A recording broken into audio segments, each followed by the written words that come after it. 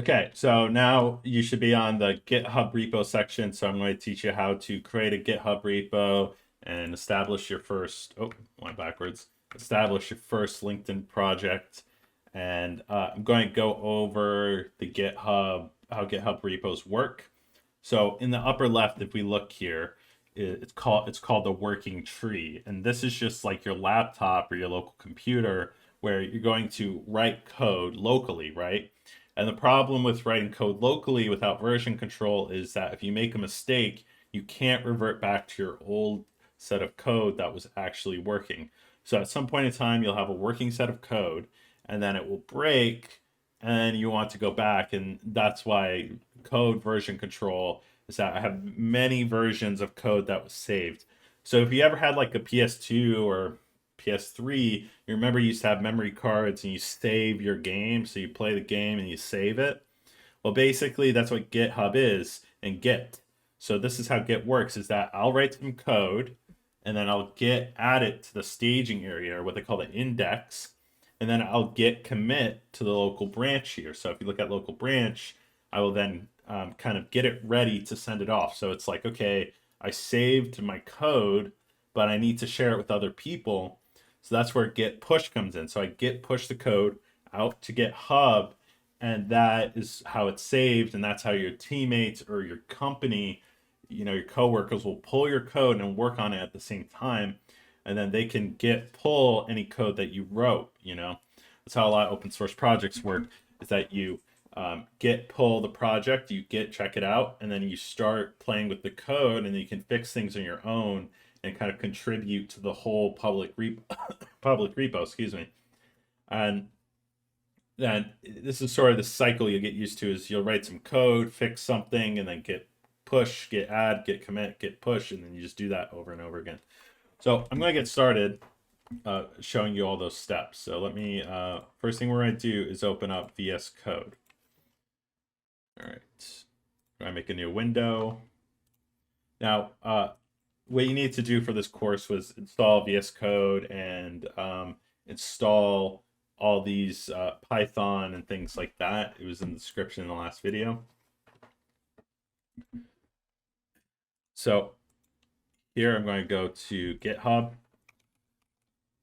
So if you don't have a GitHub account already, excuse me, if you don't have a GitHub account, when you log in, usually you'll be on this homepage in the upper right. If you click the profile, sidebar shows up here, and you want to click your repositories, your repos. And then on here, you should see a button that says new in the upper right. And then you're going to click new. Now you'll get this form where it'll ask you fill out the name. So example repo AI. We already have that. Let's do 1 or 2. Let's say 2. Okay. And then you can add a description for your repo. You can make your repo public for anyone to see and to download your code. That's where you're thinking of open source. But if you're doing a startup, you can private your repo to make your code not seen by anyone, and that people will need special keys and access for that. We're going to do public for now to keep it easy. And then we're going to click add a README file. A README file is a way for other software engineers to see what you wrote and what the project is about. They're really important just for communicating what you've done. And it has hyperlinks you can build in there to lead to other websites that can contain documentation on how stuff is built. It's really important that you get good at communicating your technical ideas and how you've done something. So that is definitely a skill you want to practice. And then we have these git ignore templates. So we're going to type in Python here because we're mostly working with Python and a Flask app. Essentially, a git ignore file is what tells Git to not push special files. You'll have files with secret keys that you don't want to share with the public that have access to like financial APIs like Stripe or Plaid, for example. If you build a fintech, you don't want to share those things and make people lose their accounts and their money. And then you're going to choose a license. So since this is an open source project, the common license is the MIT license. There are many other licenses. Don't ask me how they all work. You'll have to Google them. But in general, they all behave differently for legal reasons. And I prefer MIT the most. It just indicates that this repo is open source and that you can use it in other projects.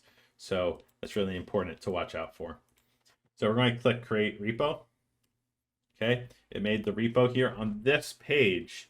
If we go back to in the upper right to our repositories again, it will see the repo showed up, and this is how you can share with this hyperlink this repo with other software engineers on your project.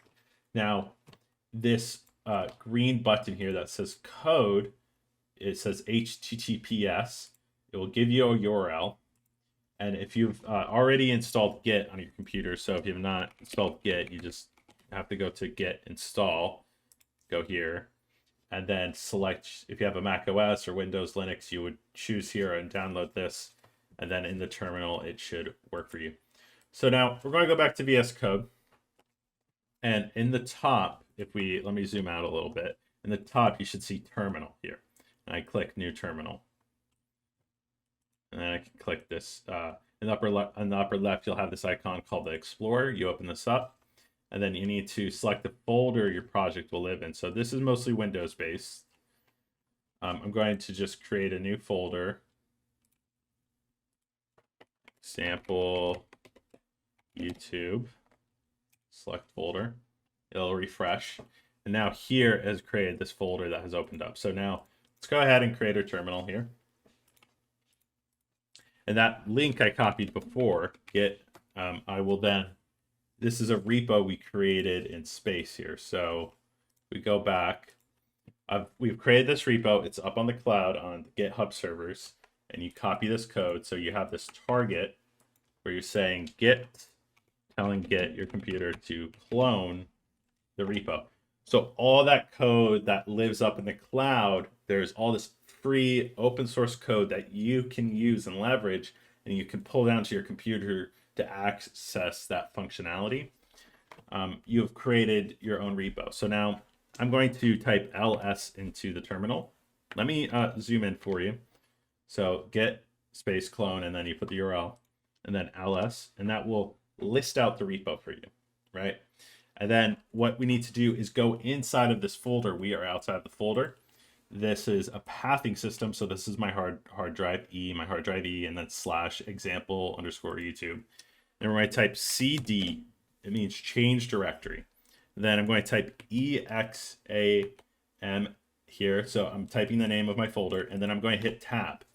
When I hit tab, that autofills the line. And you want to use that constantly to move between folders and scripts.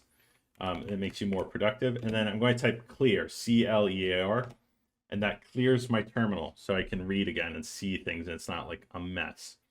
So now I'm going to type ls. Now inside, see, now I'm inside example repo. The repo I just pulled down, it's a folder. These are the files, and I can see the same files are lined up here. It's really important that you are in the right location within the folder, or certain commands won't work. And you have to learn about how like commands work and what level you are in the directory system or the file system. So yeah, I'm going to now teach you, that was just an intro to basically a GitHub repo and what that was. And now I'm going to teach you about Git and the command line. So what this is that you'll make changes to your code. So imagine that this README file is a code, or we'll create a, let's just create an app.py. This is a Python script, and you might just do print hello world. All right. So I wrote some code and I edit the README file. This is the example for YouTube. Great. This is an example for YouTube. And then I'm going to go ahead and add this code. So I'm going to I'm going to type in the terminal git add, and then period. And this period, I'm telling Git to add all the folders. So it's going to add all the folders it sees inside of here. Okay. And then we can check if it did that by typing git status. And it has added any changes. So I modified the README file by adding this line 3, and it detected that modification. And then it detected that I created a new file called app.py. So that's what Git does. It goes through the whole folder and checks, did you add a new thing? Did you remove a new thing? For example, if I go ahead and then delete this, and then I git add again, it will update that it's gone. See, it's gone. All right. So now we're going to git commit my modification. We're going to git commit our change. So what that means is you're going to type git and then commit and then -m. And then in quotation marks, we're going to just say first push. All right. So we're in this step. So we went from, git add to the staging area, and then we can like git remove or make edits in between here. And then we're going to git commit to a local branch. So Git is the software on your computer, and it's sort of tracking what you're doing. So when we commit something, it's very important we do this. It saves a snapshot of everything in your system. Okay, so here's our first little blocker. You might get this. It's going to ask you who you are. So when you commit code, you're writing a signature of what you've done. You're saying, oh, I'm using this email address and this is my name. So we can track who did what and who didn't. So we're going to go ahead and fix this. So you're going to git config user email, then quotation marks, put your email in.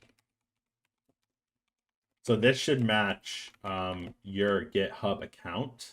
So be aware of that. So git config user dot name. And then my name's Grizzly Bear on GitHub, so we have to do that. All right, perfect. So now if I go back, if I hit the up arrow on my keys, I can go up to previous commands. So that's another neat trick you want to know about the terminal. So there, I just git committed like I tried earlier here. See, I tried it earlier. It didn't work because it didn't have this information. It did the first push. It said 1 file changed, 3 insertions, 1 deletion. So I deleted a file and I hit enter 3 times on the line here is what it kind of detected, essentially. So we are finally going to push this to the cloud, and then we'll see my change show up. And to prove it to you, we're going to open up my GitHub repo. So here's my GitHub repo. This is example repo AI2. I'm going to then git push. So what it did, it went through all the objects, it compressed it, and it sent it off through the internet to the remote server. So if we go back to our thing here, we committed our changes, and then we sent it off to the cloud all the way to the remote branch. So if I come here, and if I refresh the page, there it is. This is an example for YouTube. And that's how you use Git. It's really important that you use this tool every day. It's a fundamental skill for you as a data scientist, a software engineer. You want to get this down pat. If you still don't understand it, watch some YouTube videos. I'll leave some links in the description. But it's very important for you to understand that when you write something, you want to keep copies of what you write, because the logic that you wrote out could be broken and you need to go back to something that was working and stable. And there's many versions or variations of things that can kind of happen in code, even though we try to keep things logical and consistent. So now I'm going to teach you how to do a git pull. So I'm going to come back here and I'm going to edit my file. You can actually edit your repo from here. Hello local pull, commit changes. You're going to make a commit here. Okay, I made a change there. Okay, I said hello local pull. So right now I don't have that information. I don't have that little bit of data there. See, hello local pull. And we're going to just git pull. All right, and there it showed right up there in milliseconds. So that's how your team and you as a co-founder or leader needs to manage your code. This is such a fundamental building block to getting a prototype up, is that people early on don't version control their code, and they get screwed because their computer crashed and oh, we don't have the old copy, everything is over, and you just burn up in frustration. Don't make it, basically. So people be surprised that a lot of people don't do this. All right, so the next section after this is going to be setting up a Flask app for deployment. So we're going to get on that right away.